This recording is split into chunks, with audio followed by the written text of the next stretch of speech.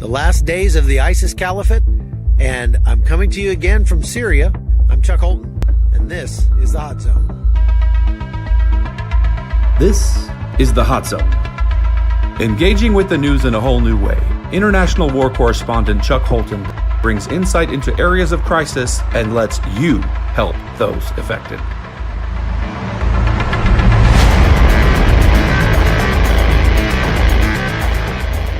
Hey folks, it's me again, and I am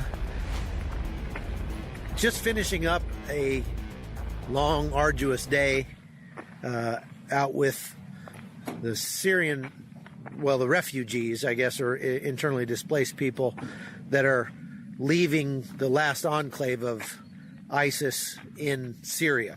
It's a place called Deir ez-Zor, and I've been talking about that for the last few days. It's just about sunset now, and so I just thought I'd give you kind of a rundown of what happened today and maybe try to show you a little bit of the footage that I shot while I was out there. We drove out to the same location we'd been at before. I just call it the wasteland because that's really what it is. It's unbelievably just, there's so much nothing. It's just a whole lot of nothing. It's a big dirt parking lot, absolutely covered in trash, just stuff left behind by people who came out of that last area, 2 kilometers square, they say now, of ISIS fighters holding out to the end. We're told that they have tunnels dug and that they are actually still hoping to be able to break out of that area and survive.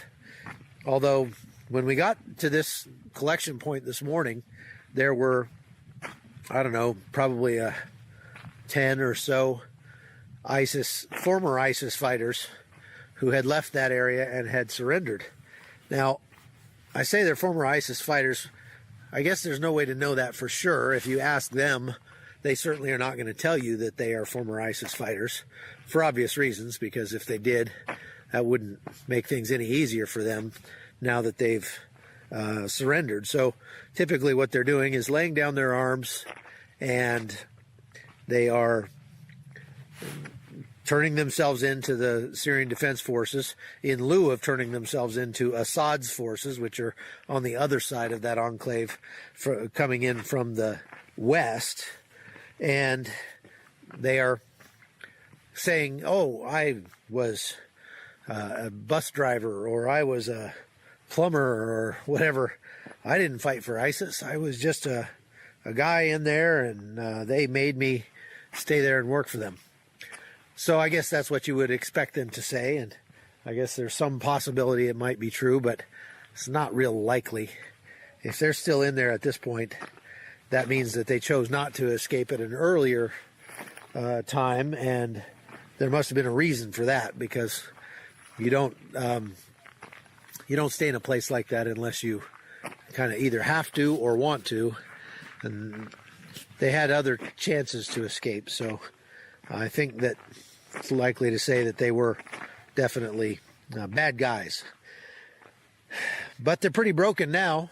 It's obvious that they had not bathed in weeks. They probably had not eaten in some time. And so they were crouched there when we got there. And their women and children were separated by the Syrian Defense Forces to a different area. They were just sitting on the ground, like we've seen the last several days that we've been out there. We didn't see as many injuries today, although we did see some. We saw one pretty ghastly wound right as we were getting ready to leave today. A guy showed up that had been hit with a mortar round and had his ankle blown clear through and a whole bunch of bad injuries. He was in a lot of pain as we worked on him. Real sad news that we got today is that the people that we transported by ambulance yesterday to the clinic and then to the hospital, the little boy that 6-year-old boy that we thought was probably going to die, actually made it, so that's good. At least he's still alive, from what we understand. But the little baby that had been shot in the stomach and its intestines were kind of coming out, looked pretty good when we left him, and apparently he passed away last night. And it's pretty sad. I held that baby and tickled him and got him laughing a little bit. I'm smiling before I put him in the ambulance to go to the hospital. So that's kind of rough.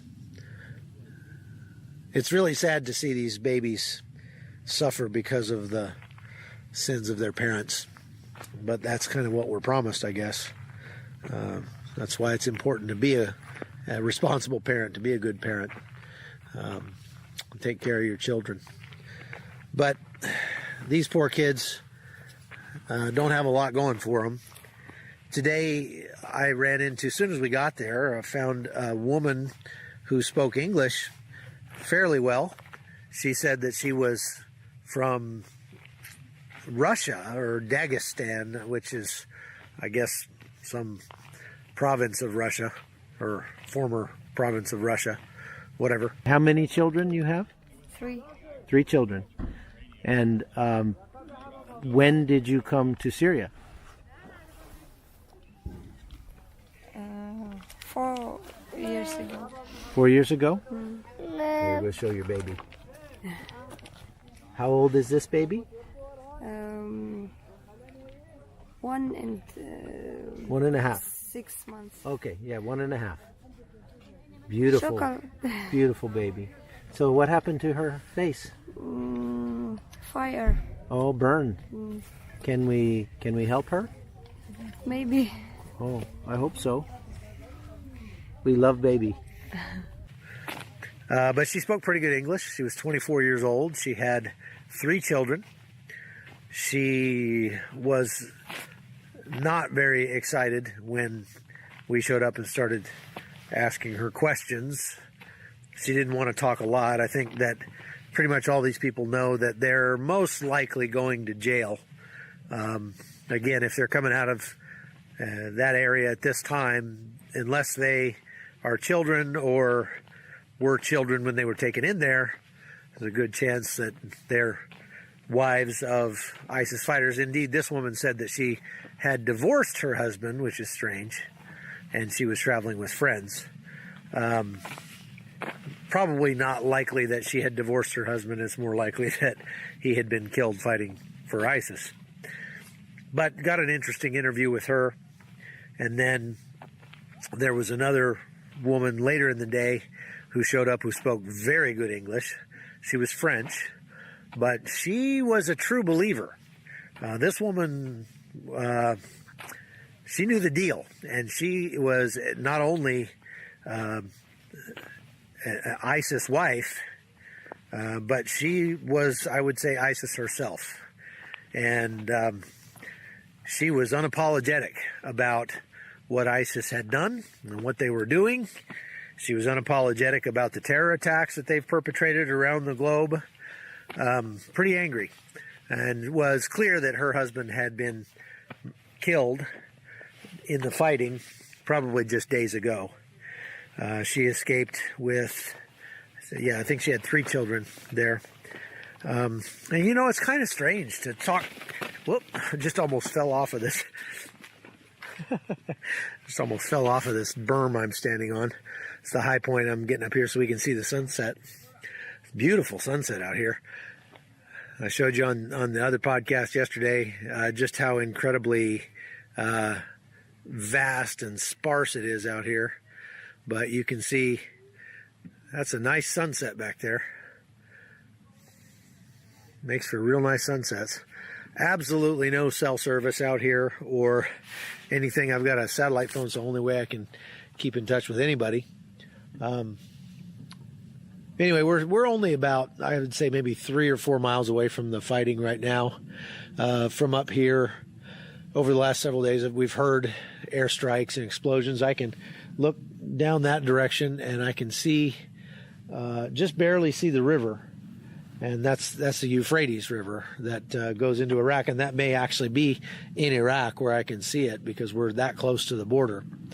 And the fighting is still going on. We heard multiple airstrikes today. As a matter of fact, I can see a plane coming in overhead right now, right down to where the fighting is. I can see the smoke from the previous airstrikes. It sounds like they're stepping up the end here, and indeed we were told as much by some of the U.S. troops that were out that we happen upon today. It seems like they believe that this is going to be over sooner rather than later. Probably shouldn't say much more than that, but nevertheless, there are an increasing number of refugees coming out. Here's the weird thing. There's no medical care for these people at all. I mean, some people we're seeing have been treated but by ISIS doctors, I suppose. Very medieval, I would say, is the level of care that they're receiving. The stuff that they show up with is just mind-boggling, really crazy. And they show up out to the collection point where we are, and they have no medicine, no painkillers, no anything, no bandages, and they're in bad shape. And then they are treated by our guys, by the Free Burma Rangers, and if they weren't there, if Free Burma Rangers weren't here, they wouldn't get anything. There's no treatment from any troops, U.S. or otherwise, available to them in that area. There's no ambulance service. I think I mentioned that on yesterday's podcast. And then they just go. We were able to take those ones to the hospital, but other than that, if we don't take them, then there's a bus that comes by there once a day after they've been processed and registered, I guess, with the Syrian Defense Forces. Then they get on that bus, no matter how badly hurt they are. We've put people on there on little mattresses that are in excruciating pain, may even die.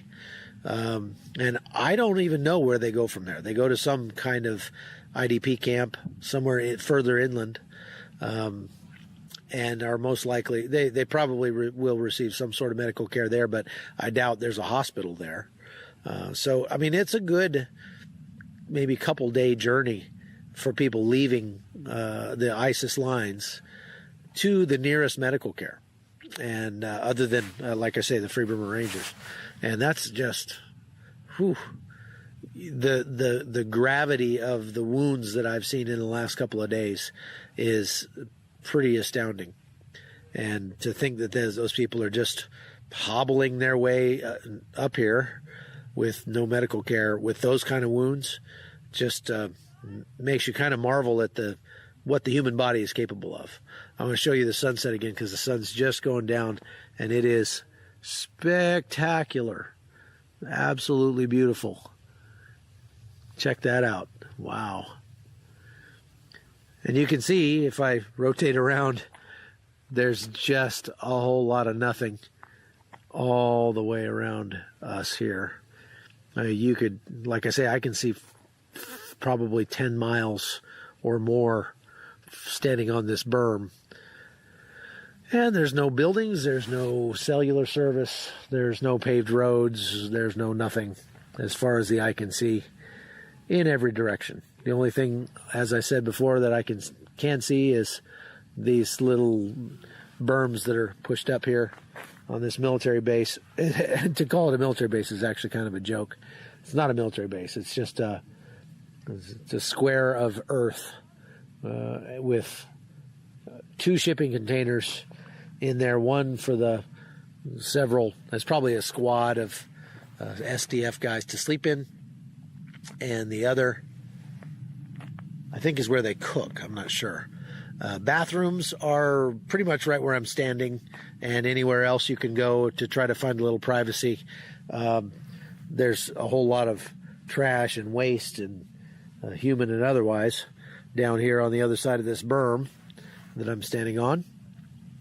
And it might look grassy out there. I don't know if you can see, kind of a little bit green, but it's as grassy there as it is pretty much right where I'm standing. And let's just say that it would take to keep one sheep alive on the grass that's out here right now would probably take at least an acre or more, probably 5 acres. To keep one sheep from dying. I mean, it's very, very sparse. And this is only because it's wintertime. Most likely by the time it starts to warm up in the spring, this will all be brown and just desert. Whole lot of nothing out here. It's almost like where God stores extra space until he needs it somewhere else. Anyway, that's all we've got for today. I will continue sending updates from the front lines, or as close as we can get to them, here in southern Syria. I'm Chuck Holton. Thanks for listening, and thanks for being a part of the Hot Zone. The Hot Zone is produced by Amy Holton and Livefire Media. Copyright 2019.